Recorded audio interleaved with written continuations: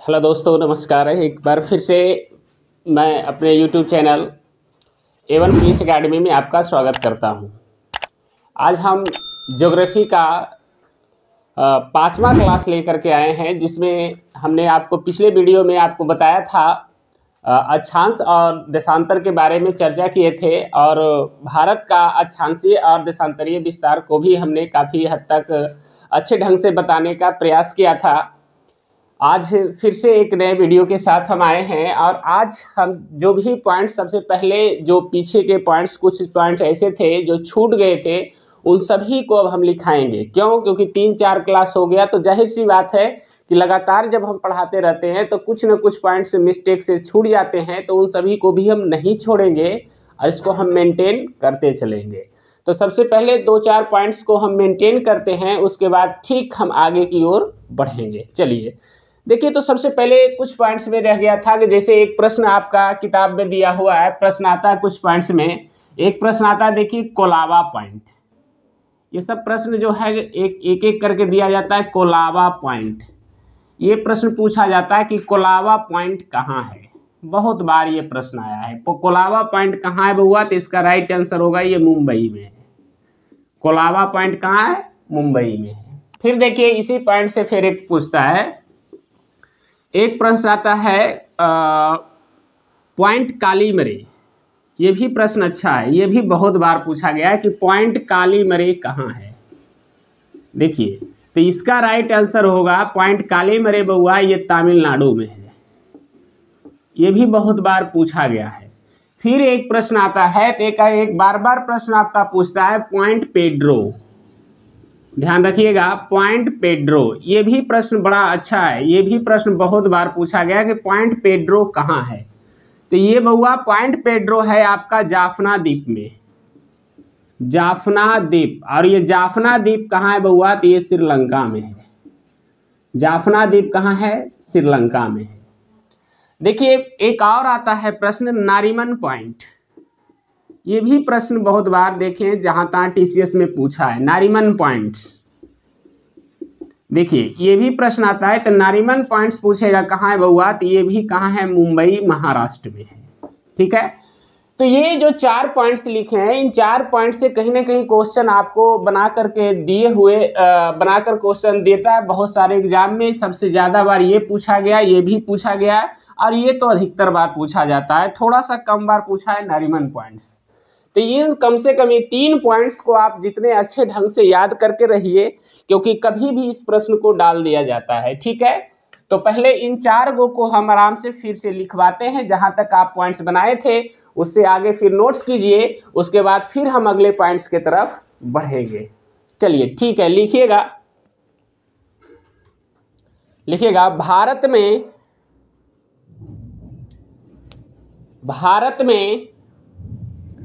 Colaba point, Bharat में Colaba point Mumbai में स्थित है।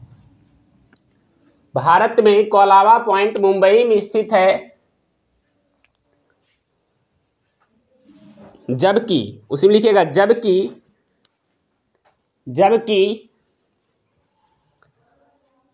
पॉइंट कालीमरे,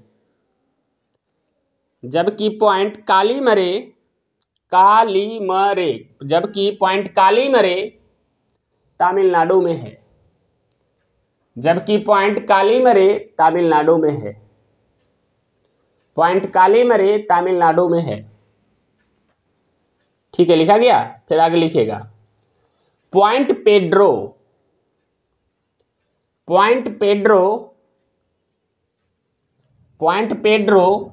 जाफना द्वीप श्रीलंका में स्थित है। पॉइंट पेड्रो जाफना द्वीप श्रीलंका में स्थित है, जबकि नारीमन पॉइंट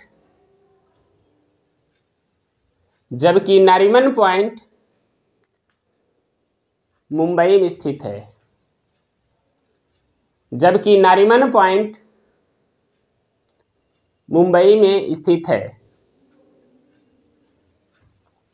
चलिए ठीक है, तो ये चारों पॉइंट्स का नाम आप अच्छे ढंग से इसको क्या कीजिएगा कि याद कर लीजिएगा, यही सबसे अच्छा तरीका है। चलिए अब इसके बाद फिर आगे बढ़ते हैं। कल एक और क्वेश्चन मिस्टेक से छूटा था, उसको भी मेंटेन कर देता हूं मैं यहीं पे। देखिए एक प्रश्न जो बार बार पूछा जाता है, कल हमने चर्चा किया था जब आपको देशांतर पढ़ा रहे थे, तो हम आपको बताए थे कि जो भारत का मानक समय लिया गया है वो 82.5 डिग्री पूर्वी देशांतर से लिया गया है। कल इस चीज पर हमने चर्चा किया था। 82.5 डिग्री पूर्वी देशांतर जो है भारत में इलाहाबाद के समीप मिर्जापुर या नैनी में स्थित है। फिर हमने वहां से बताया था, लेकिन ये हम आपको बताना चूक गए थे कि आपको जो बहुत बार प्रश्न आता है कि 82.5 डिग्री पूर्वी देशांतर है वो भारत के कितने राज्यों से होकर गुजरती है।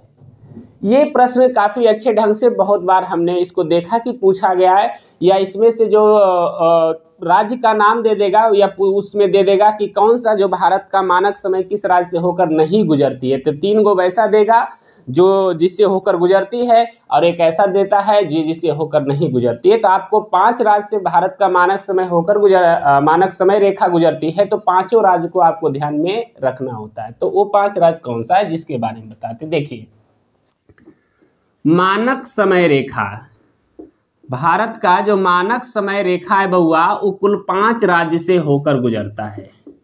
कितने राज्य से? 5 राज्य से। तो 5 राज्य याद करने का सबसे अच्छा तरीका है कि आप सबसे पहले उन राज्यों का सिलेक्शन करें जिसको शॉर्ट में लिखा जाता है। जैसे हम सबसे पहले लिखते हैं यूपी, ठीक है, फिर लिखेंगे एमपी, फिर लिखेंगे एपी, है ना। इसके अलावे एक है उड़ीसा एंड एक और है आपका हो जाएगा झारखंड, सॉरी झारखंड नहीं होगा, छत्तीसगढ़ होगा। देखिए अब इसको याद करना है तो आप उड़ीसा और छत्तीसगढ़ को याद करिए। यूपी का मतलब हर कोई जानते हैं क्या होता है बउआ? उत्तर प्रदेश, ठीक है। फिर देखिए एमपी का मतलब क्या होता है? मध्य प्रदेश, ठीक है। लेकिन एपी का मतलब 2 गो होता है। एपी का मतलब आंध्र प्रदेश भी होता है और अरुणाचल प्रदेश भी होता है। तो यहाँ पे जो हम बात कर रहे हैं वो किसका हम करेंगे? आंध्र प्रदेश। हमारी बात समझ में आ रही है? तो इस तरीका से इन 5 राज्यों से होकर भारत का मानक समय रेखा गुजरती है, जो कि 82.5 डिग्री पूर्वी देशांतर है। कल भी ये पॉइंट थोड़ा सा छूट गया था, इसको भी नोट कर लीजिएगा, लिखिएगा। भारत का मानक समय 82.5 डिग्री पूर्वी देशांतर से लिया गया है। भारत का मानक समय 82.5 डिग्री पूर्वी देशांतर से लिया गया है, जो भारत के 5 राज्यों से होकर गुजरती है। जो भारत के 5 राज्यों से होकर गुजरती है। वे 5 राज्य निम्न हैं। वे 5 राज्य निम्न हैं। सबसे पहले लिखिएगा यूपी, अब ब्रैकेट में लिखिएगा उत्तर प्रदेश, फिर लिखिएगा एमपी, ब्रैकेट में लिखिएगा मध्य प्रदेश, फिर लिखिएगा एपी, ब्रैकेट में लिखिएगा आंध्र प्रदेश, फिर नीचे लिखिएगा उड़ीसा, यानी फिर लिखिएगा नीचे छत्तीसगढ़। उड़ीसा, फिर नीचे लिखिएगा छत्तीसगढ़।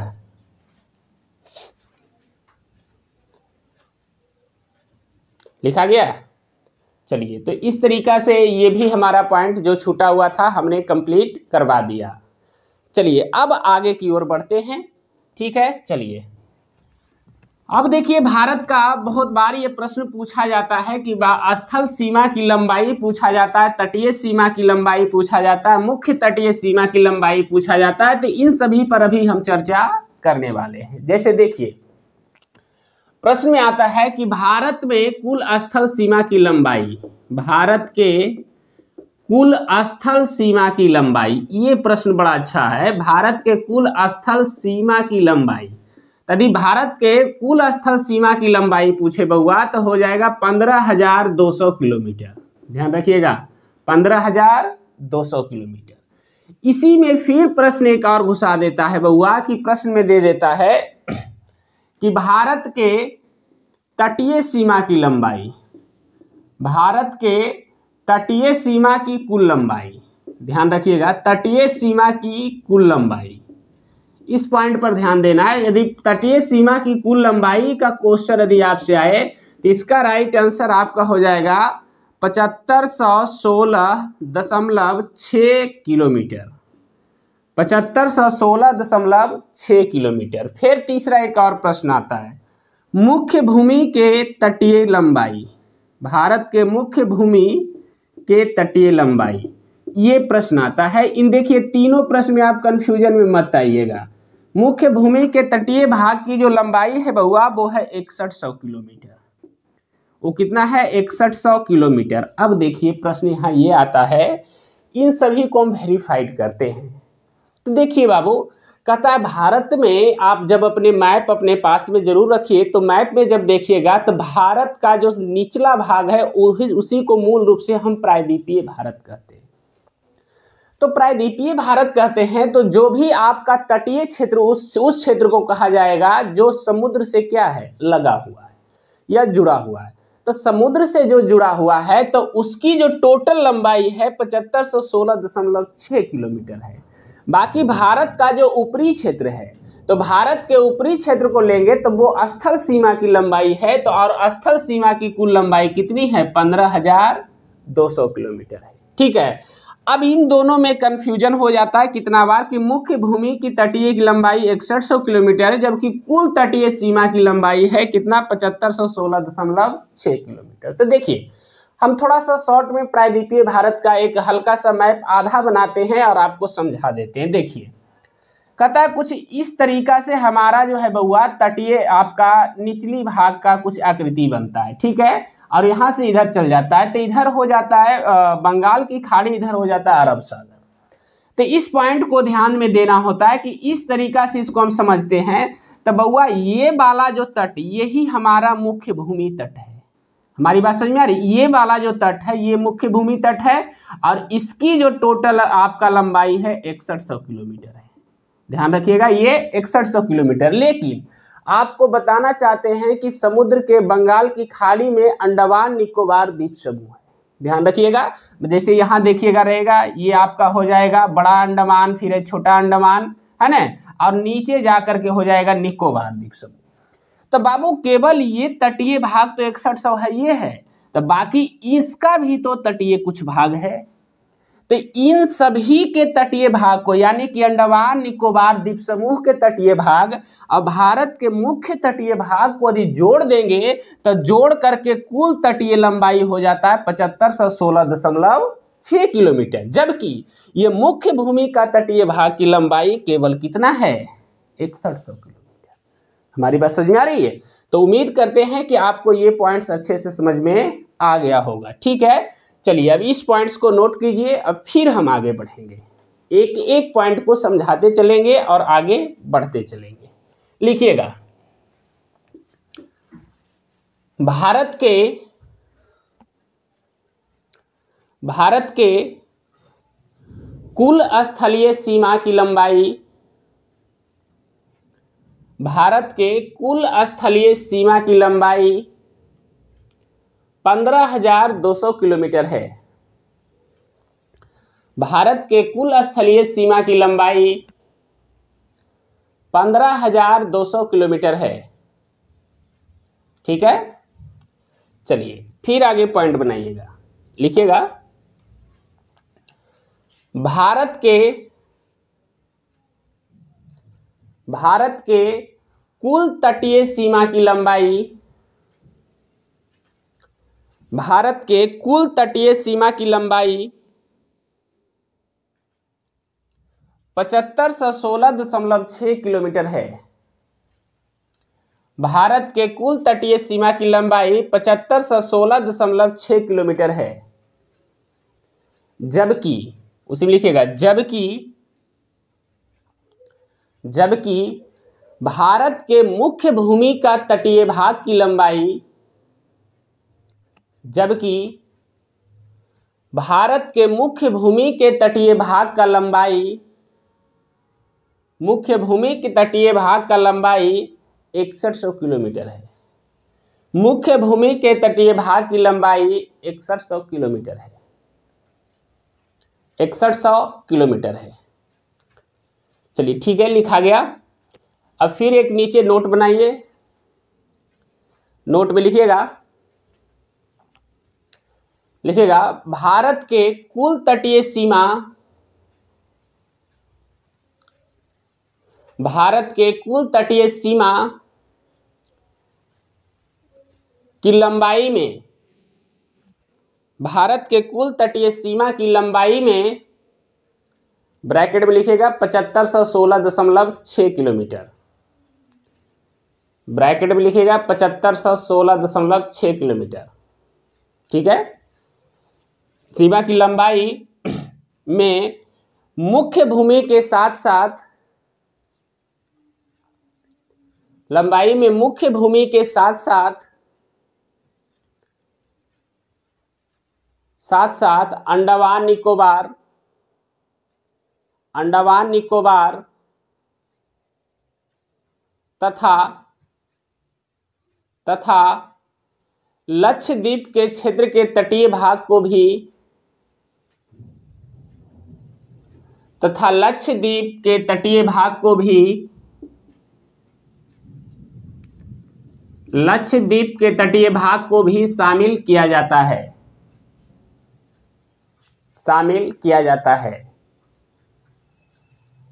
चलिए ठीक है, अब ये पॉइंट, ये आपको 1 पॉइंट 2 पॉइंट 3 पॉइंट ये ठीक ठाक से समझ में आ गया होगा। एक बार फिर से हम रिपीट कर देते हैं। भारत के कुल स्थल सीमा की लंबाई 15,200 किलोमीटर है, जबकि भारत के तटीय सीमा की कुल लंबाई 7516.6 किलोमीटर है, जबकि मुख्य भूमि की तटीय लंबाई 6100 किलोमीटर है। चलिए ठीक है, तो ध्यान यही रखना है कि जो कुल तटीय लंबाई देता है उसमें अंडमान निकोबार यानी जो द्वीप समूह वगैरह का तटीय लंबाई है उसको भी शामिल कर लिया जाता है, जबकि मुख्य भूमि तटीय भाग की लंबाई में जो प्रायद्वीपीय भारत का तटीय भाग है उसे ही शामिल किया जाता है।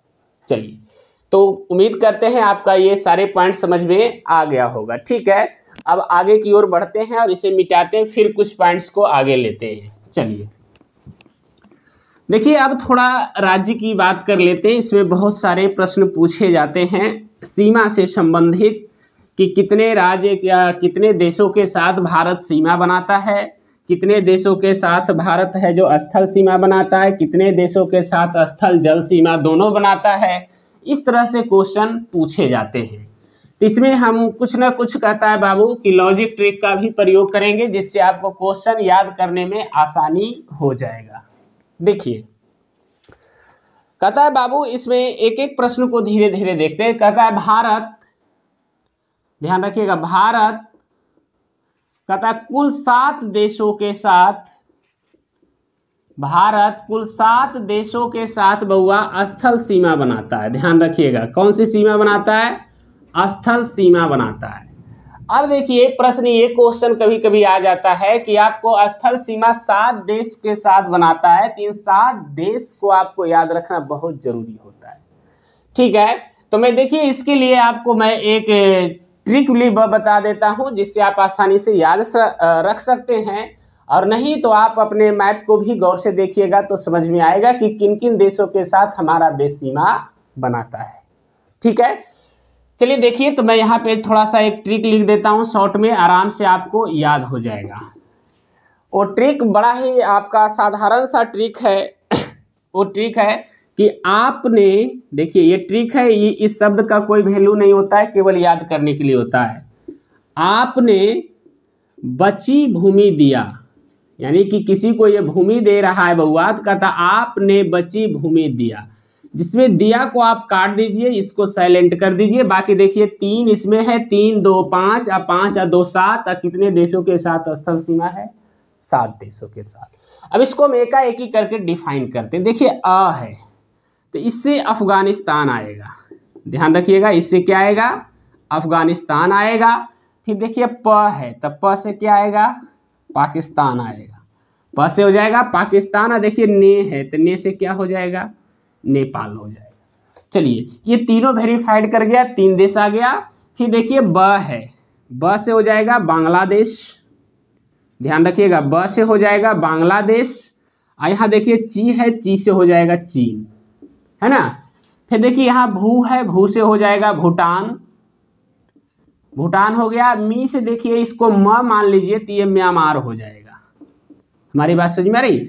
यही 7 देश है जिसके साथ भारत क्या करता है, अपना स्थल सीमा साझा करता है। तो उम्मीद करते हैं आप ये समझ गए होंगे। अब यहाँ से प्रश्न आता है कि कितने ऐसे देश हैं जिसके साथ भारत जो है स्थल और जल दोनों सीमा साझा करता है। हमारी बात समझ में आ रहा है? स्थल और जल दोनों के साथ सीमा साझा करता है। तो उसके बाद इसके लिए देखिए यदि दोनों से प्रश्न पूछे स्थल और जल, तो आप कॉमन में रखिएगा, एक यहाँ से निकलेगा पाकिस्तान, फिर देखिए बगल में है क्या, बांग्लादेश, और लास्ट में क्या है, म्यांमार। इन तीनों के साथ भूमि भी है और जल सीमा भी है। हमारी बात समझ में आ रही है? तो देखिए मैं यहाँ पे इसी को पॉइंट्स लिखता हूँ, यानी कि भूमि और जल, ऐसे लिख सकते हैं, भूमि और जल सीमा। भूमि और जल सीमा बउआ कहता है कितने देशों के साथ भारत बनाता है, तो वो 3 देश के साथ बनाता है।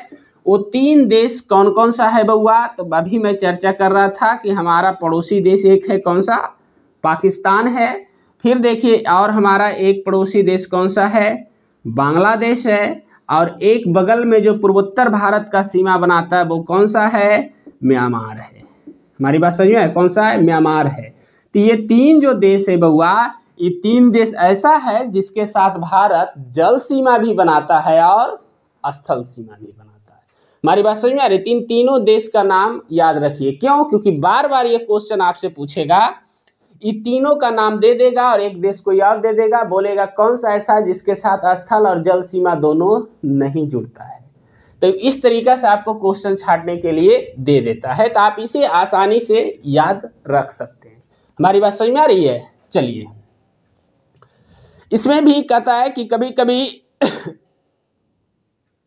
आपको दोनों को मिक्स करके क्वेश्चन देता है, तो आपको ध्यान देने योग्य बात हो जाती है कि कौन सा स्थल सीमा में रहेगा, कौन सा केवल जल सीमा में रहेगा, कौन सा स्थल और जल दोनों में रहेगा। हमारी बात समझ में आई? तो मैं एक चीज और आपको ध्यान देने योग्य बात बताता हूं कि ये जो 3 देश है ना बउआ, ये 3 देश सभे में रहेगा, इसको हटाना नहीं है, तो ये कॉमन याद हो जाएगा। हमारी बात समझ में आ रही है? यानी कि स्थल सीमा के साथ भी पूछेगा तो तीनों देश को लाना है, जल सीमा के साथ पूछेगा तो तीनों देश को लाना है, और स्थल जल दोनों पूछे तो भैया इसमें तो केवल 3 ही वो है ही है। हमारी बात समझ में आ रही है? तो इन तीनों को याद रखिए। और उससे भी नहीं याद होता है बउआ, तो कहता है बउआ इसके लिए भी लॉजिक ट्रिक अपनाया जाता है बहुत सारे। तो देखिए थोड़ी हंसी बढ़ेगी लेकिन याद हो जाएगा। कोई भी आदमी यदि किसी बच्चे को आप यदि कुछ बात बोलिए कि भाई बम कहाँ फेंकना है, तो तुरंत बच्चा बोलेगा पाकिस्तान में फेंकना है। तो बउआ ये भी तो पाकिस्तान, पहले बांग्लादेश भी तो पूर्वी पाकिस्तान था, 1971 के बाद ना आज़ाद हुआ जी। ये पाकिस्तान तो पाकिस्तान है ही है ना जी। बाकी एगो बच गया म्यांमार। हमारी बात समझ में आ गया? तो बउआ यहाँ जो बम बनता है, हम यहाँ देखो लिखे बम, तो ब से यही बांग्लादेश हो गया, म से क्या हो गया, म्यांमार हो गया। बम फेंकना है, इसको फेंक को कर दो साइलेंट, है ना, बम फेंकना है ना, तो बम से देखिए क्या हो गया, ब से बांग्लादेश हो गया, म से म्यांमार हो गया। बम फेंकना है कहाँ बउआ, पाकिस्तान में, तो पाकिस्तान से पाकिस्तान आ जाएगा। तो इस तरीका से आप लॉजिक ट्रिक का प्रयोग करके भी याद रख सकते हैं। चलिए ठीक है, इसके बाद आ जाता है जल सीमा की बात। ठीक है, तो अब यहाँ से इसके बाद मैं जल सीमा पर भी चर्चा कर लेंगे आज। लिखिएगा, इसको लिखिएगा, भारत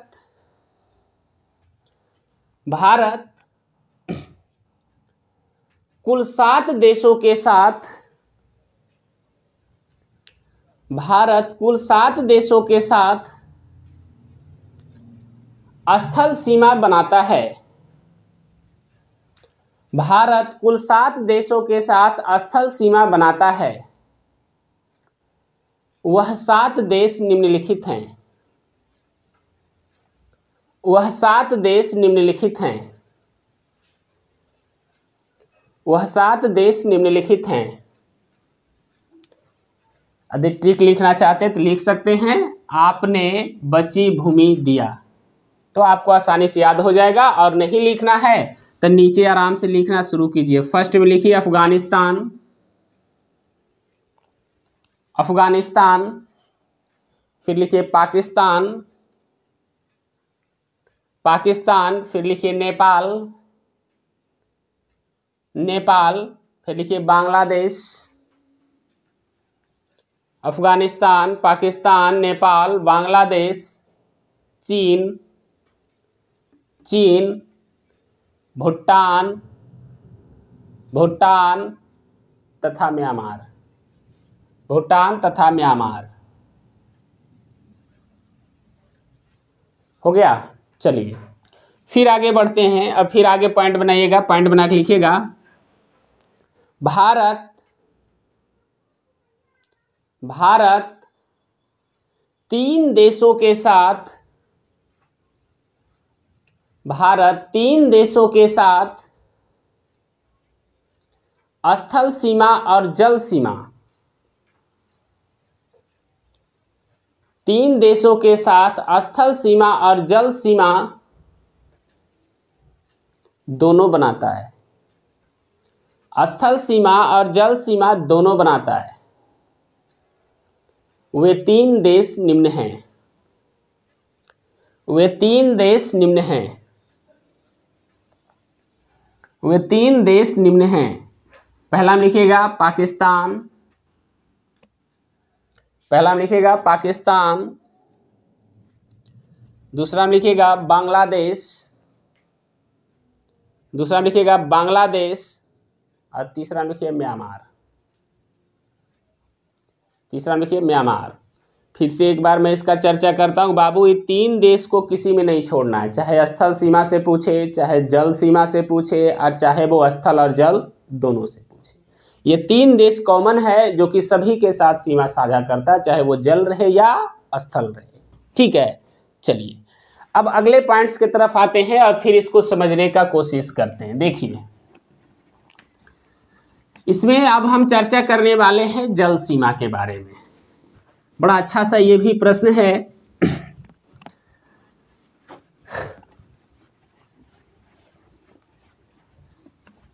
देखिए कहता है कि भारत, भारत कुल 7 देशों के साथ, भारत कुल 7 देशों के साथ जल सीमा बनाता है। भारत कुल 7 देशों के साथ जल सीमा बनाता है। ठीक है।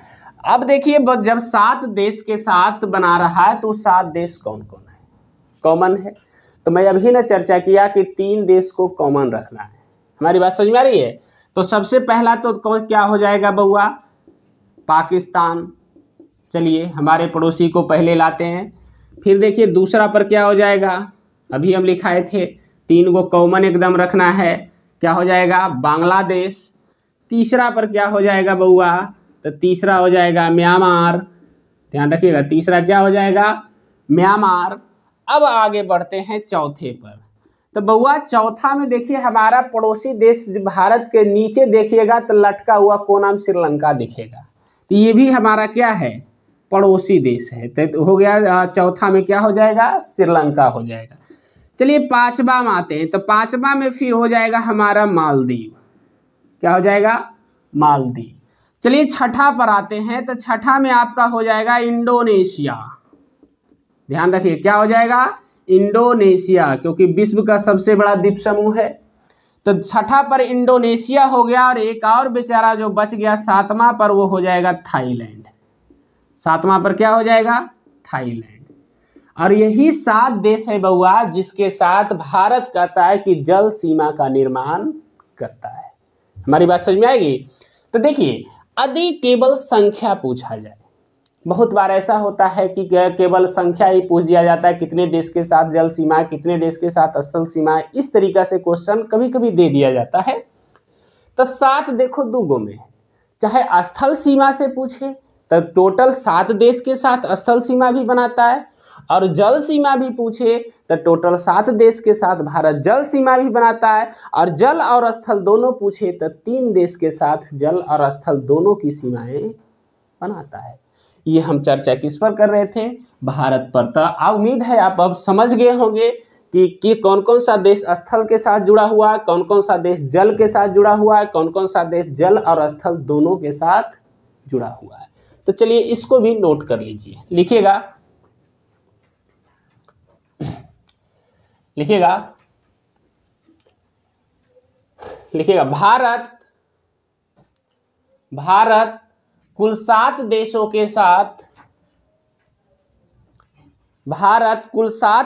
के साथ जल सीमा का निर्माण करता है। भारत कुल 7 देशों के साथ जल सीमा का निर्माण करता है। वे 7 देश निम्नलिखित हैं।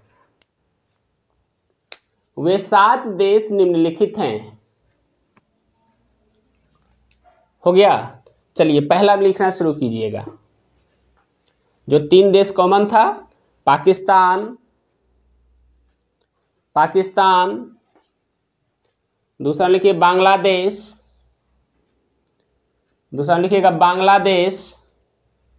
और तीसरा लिखिएगा म्यांमार।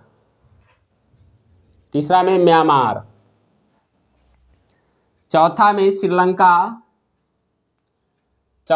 श्रीलंका, पांचवा में मालदीव, और छठा में इंडोनेशिया, और सातवां में थाईलैंड। यही देखिए, इसमें जब भी क्वेश्चन पूछेगा तो ई में से 3 को डाल देगा और पूछेगा निम्नलिखित में से कौन सा देश भारत के साथ जल सीमा नहीं बनाता है। समझ में आ गया? तो इस सभी जल सीमा वाला याद अच्छे से यदि हो गया तो आप आसानी से चारों ऑप्शन में छांट सकिएगा कि कौन सा केवल स्थल के साथ बना रहा है, कौन सा जल के साथ बना रहा है। ठीक है, इसीलिए इसको इसी तरह के क्वेश्चन सॉल्यूशन करने के लिए आपको ये सारे पॉइंट्स को याद रखना जरूरी होता है। चलिए